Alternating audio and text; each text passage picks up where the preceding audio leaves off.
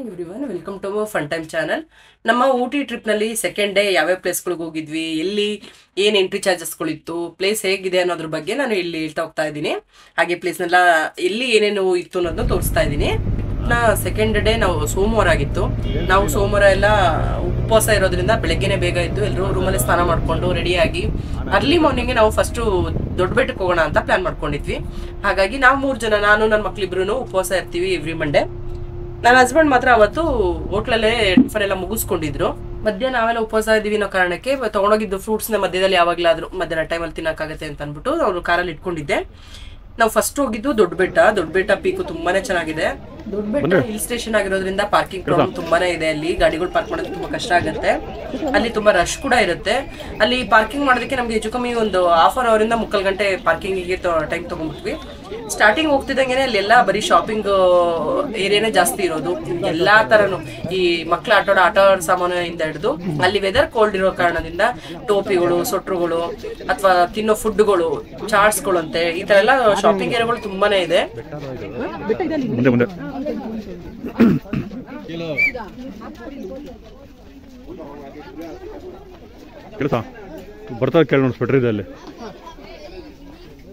ದೊಡ್ಡ ಬೆಟ್ಟ ಅಂತಂದ್ರೆ ಬೆಟ್ಟದ ಮೇಲಾಗಿರೋದ್ರಿಂದ ತುಂಬಾನೇ ಚಳಿ ಇದೆ. ಹಾಗೆ ಇಲ್ಲಿ entry charge per person 10 rupees ಇದೆ. ಇಲ್ಲಿ ಎಂಟ್ರಿ ಚಾರ್ಜಸ್ ಏನ್ ಜಾಸ್ತಿ ಇಲ್ಲ.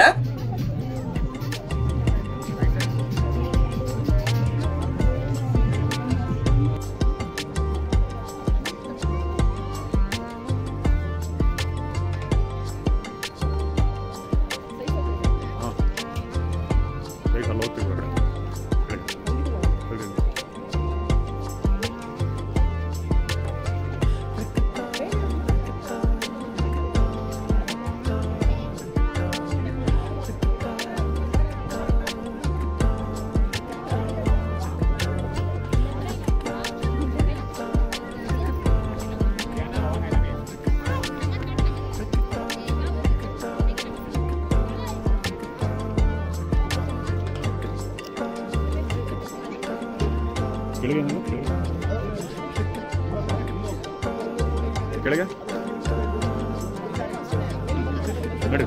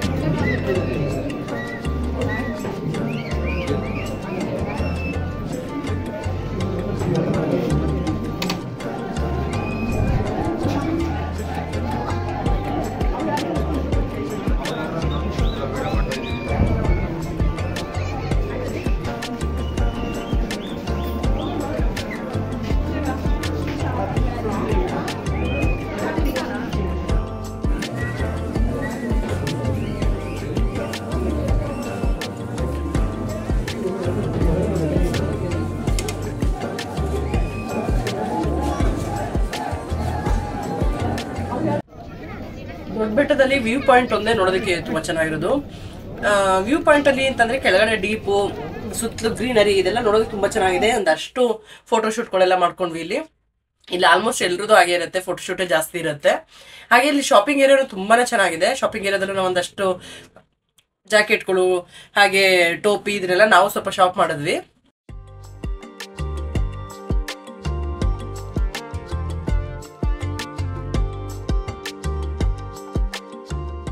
ಈ ಶಾಪಿಂಗ್ ಏರಿಯಾದಲ್ಲಿ ಗೌಜುಗ ಪಕ್ಷಿದು ಮೊಟ್ಟೆ ಅಂತ ಸಿಗುತ್ತೆ. ಅದು ತುಂಬಾ ಚಿಕ್ಕ ಚಿಕ್ಕ ಮೊಟ್ಟೆಗಳು. ಅಲ್ಲಿ ಕೆಲವೊಬ್ರು ಅದನ್ನ ಟ್ರೈ ಮಾಡ್ತಾ ಇದ್ರು, ಬೆಂದಿರೋ ಮೊಟ್ಟೆನ ತಿಂದು ಟ್ರೈ ಮಾಡ್ತಾ ಇದ್ರು. ನಾವೆಲ್ಲ ಏನ್ ತಗೊಳ್ಳಿಲ್ಲ, ಅದನ್ನ ಹಾಗೆ ನೋಡ್ಕೊಂಡು ಹೋದ್ವಿ.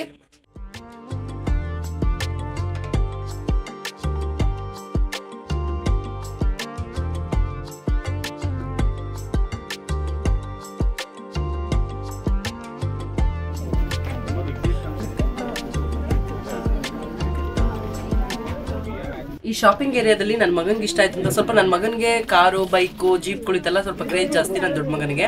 ಅವ್ನಿಗೆ ಇಷ್ಟ ಆಯ್ತು ಅಂತ ಹೇಳಿ ಇಲ್ಲಿ ಒಂದು ಜೀಪ್ ತಗೊಂಡ್ವಿ. ಅದು ಪ್ರೈಸ್ 250, ತುಂಬಾ ಚಿಕ್ಕದು, ಬಟ್ ಅದು ಡೋರ್ ಓಪನ್ ಆಗುತ್ತೆ, ಡೋರ್ ಕ್ಲೋಸ್ ಆಗುತ್ತೆ, ಆ ತರ ಎಲ್ಲ ಇತ್ತು. ಅದು ತುಂಬಾನೇ ಚೆನ್ನಾಗಿತ್ತು ಅಂತ ಅದೊಂದು ತಗೊಂಡ್ವಿ. ಇದೆಲ್ಲ ಫ್ರಿಡ್ಜ್ ಮೇಲೆ ಅಂಟಿಸೋ ತರ ಮ್ಯಾಗ್ನೆಟ್ಗಳು, ಊಟಿ ಅಂತ ನೇಮ್ ಇರುವಂತದ್ದು. ಈ ಕತ್ತಲ್ಲಿ ಆಡ್ಸೋ ಬುದ್ಧನ್ ಇದು ಟಾಯ್ ಕೂಡ ನನ್ನ ಚಿಕ್ಕ ಮಗನಿಗೆ ತುಂಬಾ ಇಷ್ಟ ಆಯ್ತು. ಶೋನಲ್ಲಿ ಇಡೋದಕ್ಕೆ ಅಂತಾನೆ ನನ್ನ ದೊಡ್ಡ ಮಗ ಅದು ಜೀಪ್ ತಗೊಂಡ. ಹಾಗೆ ಇಲ್ಲಿ ಸ್ವಲ್ಪ ನಾವು ಸೊಟ್ರು ಅದೆಲ್ಲ ನಾವೆಲ್ಲ ಕೆಲವೊಂದೆಲ್ಲ ಐಟಮ್ ಪರ್ಚೇಸ್ ಮಾಡ್ಕೊಂಡು ಇಲ್ಲಿಂದ ಹೊರಟ್ವಿ.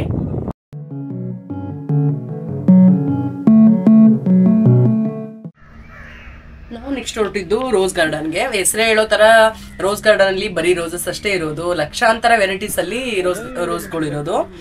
ಫಸ್ಟ್ ಇಲ್ದು ನಾನು ತೋರಿಸ್ತಾ ಇರೋದು ರೋಸ್ ಗಾರ್ಡನ್ ನ parking area. Parking charges 100 rupees ಇರುತ್ತೆ. ಹಾಗೆ ಅಡಲ್ಟ್ಸಿಗೆ ದೊಡ್ಡವ್ರಿಗೆ 75 ರೂಪೀಸು ಪರ್ ಪರ್ಸನ್ನು, ಚಿಲ್ಡ್ರನ್ಸ್ಗೆ 40 ರೂಪೀಸು. ಹಾಗೆ ಕ್ಯಾಮ್ರಾ ಇದೆ ಅಂತಂದ್ರೆ 50 ರೂಪೀಸು, ಕ್ಯಾಮ್ರಾ ವಿಡಿಯೋ ಅಂತಂದ್ರೆ ಅದಕ್ಕೆ 100 ರೂಪೀಸ್ ತಗೋತಾರೆ. ಜನಕ್ಕೆ 300 ರೂಪೀಸ್ ಆಯ್ತು ಟಿಕೆಟು. ಇದು entry charges. Parking separate 100 rupees. ಇದು ಎಂಟ್ರಿ. ರೋಸ್ ಗಾರ್ಡನ್ ಅಂತ ನೋಡೋದಕ್ಕೆ ತುಂಬಾನೇ ಚೆನ್ನಾಗಿದೆ. ಎಷ್ಟು ವೆರೈಟೀಸ್ ಆಫ್ ರೋಸ್ಗಳಿದೆ, ಹಾಗೆ ಎಷ್ಟು ವೆರೈಟಿ ಕಲರ್ಗಳಲ್ಲಿ ರೋಸ್ಗಳಿದೆ, ತುಂಬಾ ವೆರೈಟಿ ಸೈಜ್ಗಳಲ್ಲೂ ರೋಸ್ಗಳಿದೆ. ತುಂಬಾ ಚಿಕ್ಕ ಚಿಕ್ಕ ರೋಸ್ಗಳಿಂದ ಹಿಡಿದು ಅಂಗೈಗಿಂತ ಅಗಲ ಇರುವಂತ ರೋಸ್ಗಳೆಲ್ಲ ತುಂಬಾನೇ ಚೆನ್ನಾಗಿದೆ. ಇಲ್ಲಿ ತೋರಿಸ್ತಾ ಇರೋದಷ್ಟು ಫುಲ್ ಬರೀ ರೋಸ್ ಗಾರ್ಡನ್. ಈ ಮೇಲ್ಗಡೆ ಅಂತೂ ಜಾಸ್ತಿ ರೋಸ್ಗಳು ಅಷ್ಟಿರ್ಲಿಲ್ಲ, ಕೆಳಗಡೆ ಹೋಗ್ತಾ ಹೋಗ್ತಾ ಅಂತೂ ತುಂಬಾ ರೋಸ್ ಗಿಡಗಳಿದೆ. ಹಾಗೆ ನನಗೆ ಪರ್ಸನಲಿ ತುಂಬಾನೇ ಇಷ್ಟ ಆಗಿದ್ದು ಅಂತಂದ್ರೆ ಪರ್ಪಲ್ ಕಲರ್ ರೋಸ್ಗಳು ತುಂಬಾ ಚೆನ್ನಾಗಿತ್ತು. ಇಲ್ಲಿ purple light colour, dark colour, ಆತರ ಬರೀ ಪರ್ಪಲ್ ಅಲ್ಲಿ ತುಂಬಾ ರೋಸ್ಗಳು ಇತ್ತು. ಅದು ನನಗೆ ಸಖತ್ ಇಷ್ಟ ಆಯ್ತು. ಆದ್ರೆ ನನ್ನ ಮಕ್ಳಿಗೆ ಈ ರೋಸ್ ಗಾರ್ಡನ್ ನಿಜ ಹೇಳ್ಬೇಕು ಅಂದ್ರೆ ಒಂಚೂರು ಇಷ್ಟ ಆಗ್ಲಿಲ್ಲ ಅವ್ರಿಗೆ. ಯಾಕೆಂದ್ರೆ ಬರೀ ಎಲ್ಲಿ ನೋಡಿದ್ರು ರೋಸ್ ಗಿಡಗಳೇ ಇದೆ, ಇದ್ರಲ್ಲಿ ಏನಿದೆ ನೋಡೋದಕ್ಕೆ, ಬರೀ ಓಡಾಡಿ ಕಾಲ್ ನೋವಾಯ್ತು ಅನ್ನೋ ತರ ಅವ್ರು ಫೀಲ್ ಮಾಡ್ತಾ ಇದ್ರು. ನಮ್ಗಂತೂ ನೋಡೋದಕ್ಕೆ ತುಂಬಾ ಇಷ್ಟ ಆಗಿತ್ತು, ಅವ್ರಿಗಂತೂ ತುಂಬಾ ಬೇಜಾರಾಯ್ತು ಈ ರೋಸ್ ಗಾರ್ಡನ್ ನೋಡೋದಕ್ಕೆ.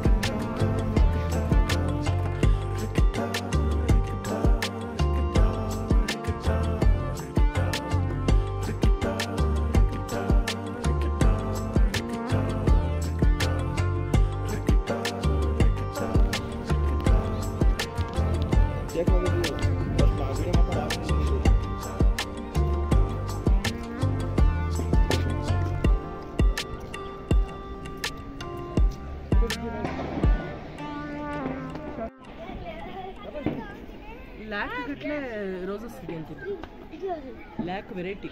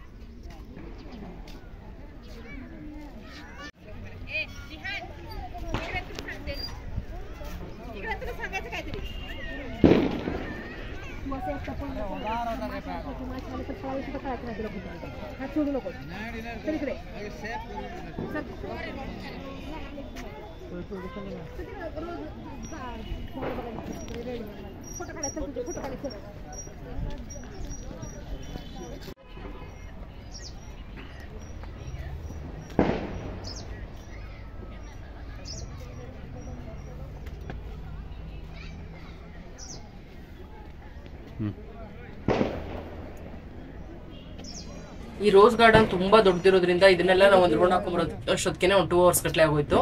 ಇದನ್ನೆಲ್ಲ ಮುಗಿಸ್ಕೊಂಡು ನಾವು ನೆಕ್ಸ್ಟ್ ಹೊರಟಿದ್ದು ಬಟಾನಿಕಲ್ ಗಾರ್ಡನ್ಗೆ. ಬಟಾನಿಕಲ್ ಗಾರ್ಡನ್ಗೆ ಬರ್ತಿದ್ದಂಗೆ ಎಂಟ್ರಿ ಚಾರ್ಜು ಪರ್ ಪರ್ಸನ್ಗೆ 100 rupees ಇರೋದು. ನಮ್ಮ 4 ಜನಕ್ಕೆ 400 rupees ಆಯಿತು. ಇದು ಹೇಳ್ಬೇಕು ಅಂತಂದ್ರೆ 22 ಎಕರೆ ಅಷ್ಟು ದೊಡ್ಡದಿದೆಯಂತೆ. ನಾವು ಅಷ್ಟು ಪೂರ್ತಿ ಓಡಾಡೋಕ್ಕಾಗದೆ, ನಮ್ಮ ಕೈಲಿ ಎಷ್ಟಾಗುತ್ತೆ ಅಷ್ಟು ಓಡಾಡ್ಬೋದು ಅಷ್ಟೇನೆ. ತುಂಬಾನೇ ಫುಲ್ ಎಲ್ಲ ಕಂಪ್ಲೀಟ್ ಮಾಡ್ತೀವಿ ಅಂತ ಹೇಳಕ್ಕಾಗಲ್ಲ. ನಾವು ಕಾರ್ ಪಾರ್ಕಿಂಗ್ ಮಾಡಿದಾಗ ಪಾರ್ಕಿಂಗ್ ಚಾರ್ಜಸ್ ಅಲ್ಲೇ 100 rupees ತಗೊಂಡ್ರು. ನೋಡಿ ಸ್ಟಾರ್ಟಿಂಗ್ ಅಲ್ಲೇನೆ ಅವರು ಯಾರ್ಯಾರಿಗೆ ಎಷ್ಟೆಷ್ಟು ಅನ್ನೋದು ಕೂಡ ಇಲ್ಲಿ ಹಾಕಿರ್ತಾರೆ.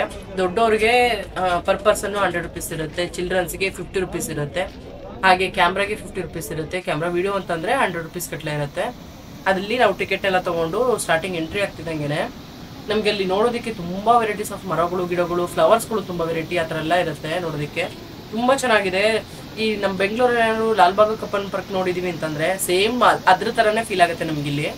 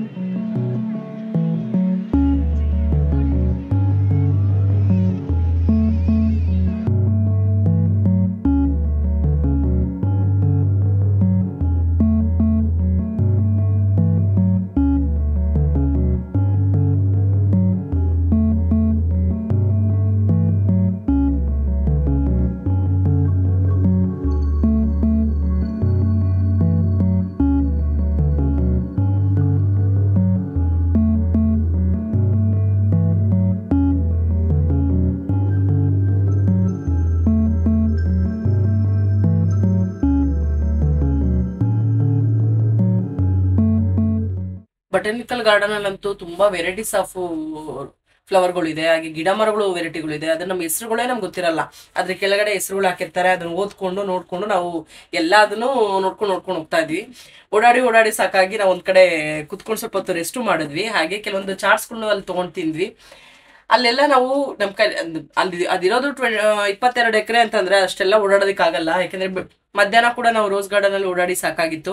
ಇಲ್ಲೂ ಕೂಡ ನಮ್ಗೆ ಎಷ್ಟಾಗತ್ತೆ ಅಷ್ಟು ಸ್ವಲ್ಪ ಹೊತ್ತು ಓಡಾಡ್ಕೊಂಡು, ಯಾಕೆ ಉಪವಾಸ ಬೇರೆ ಇದ್ವಿ, ನಮ್ಗೆ ಅಲ್ಲಿ ಏನ್ ನೋಡ್ಬೇಕು ಅಂತ ಅನಿಸ್ತು ಅದನ್ನೆಲ್ಲ ನೋಡ್ಕೊಂಡು ರೆಸ್ಟ್ ಮಾಡಿ ಒಂದಷ್ಟು ಫೋಟೋಗಳು ವಿಡಿಯೋಗಳು ಅಂತೆಲ್ಲ ತಕ್ಕೊಂಡು. ಅಲ್ಲಿ ಊಟಿ ಅಂತಂದ್ರೆ ಆಲ್ಮೋಸ್ಟ್ ಎಲ್ಲ ಫೋಟೋ ಸೆಕ್ಷನ್ ತುಂಬಾ ಚೆನ್ನಾಗಿರುವಂತ ಪ್ಲೇಸ್ಗಳು. ವೆದರ್ ಆಗಿ ಕೋಲ್ಡ್ ಆಗಿತ್ತು. ಇದನ್ನೆಲ್ಲ ನಾವು ನೋಡಿ ಮುಗಿಸೋಷ್ಟೊತ್ತಿಗೆ ಸಂಜೆ ಆಗಕ್ ಬಂದಿತ್ತು. ಹಾಗಾಗಿ ನಾವ್ ಇಲ್ಲಿಂದ ಹೊರಟ್ವಿ.